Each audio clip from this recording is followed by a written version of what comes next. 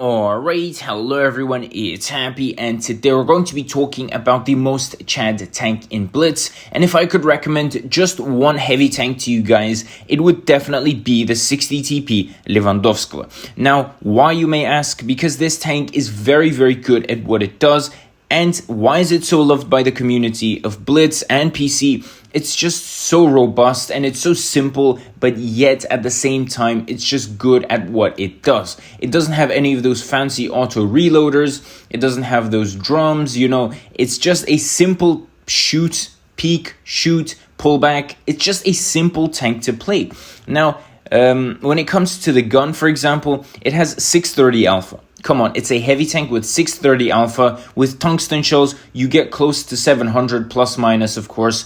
And who doesn't like 700 alpha, right? You don't have to worry about you're missing your first shot or hitting your first shot. Oh, I missed my second shot. What am I going to do with my drum? Do I reload? No, you don't even think about that. You peek, you smash someone in the face for 700 alpha, and you pull back. I mean, it's a very simplistic gameplay, and that's why people love it, right? Now, apart from that, what does this tank have? The weapon handling is pretty decent, right? The aim time is better than a lot of tanks on its tier, especially per alpha. So, for example, this tank has similar alpha to the E100 and the VK72, but it still has better aim time than both of those tanks. Now, when it comes to dispersion, it sucks a little bit. It's the same as the E100, and you will be able to feel that, and that is probably the biggest sort of disappointment or the biggest negative regarding this tank.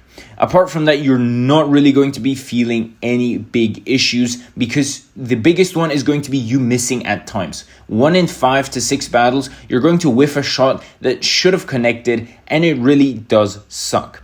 Right, now the DPM is 2564, which is pretty standard for heavy tanks.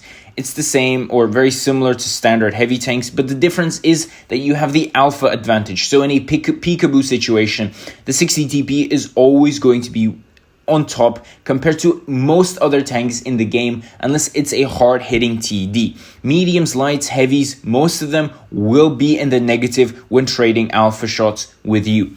Now, the mobility is also pretty decent, 36 kilometers forward with a power to weight ratio of 13, but this tank does pack some very decent armor. Frontally, the tank is very strong. The lower plate is the only weakness, but the lower plate is tiny. You all know it, and sometimes you're really going to screw up when shooting at this tank, and it's either going to go up or down a little bit, and it's going to be an automatic ricochet.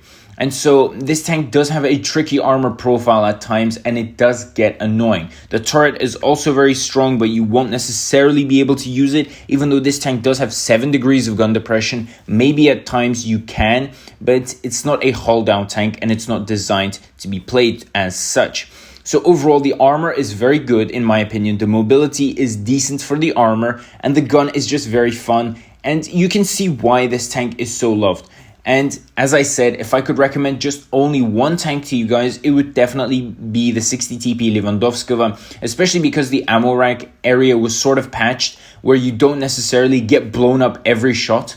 So the tank in general is just very good, especially for your stats. I think that this tank is going to be a standard necessary tank in 2023 that you really need if you didn't get it yet, because you should be playing the majority of your battles in this tank because it's just so basic, it's so robust, it's so fun to play with. So tell me what you guys think about this in the comment section below. And with that, Happy is out, and I'll see you guys next time. Bye-bye.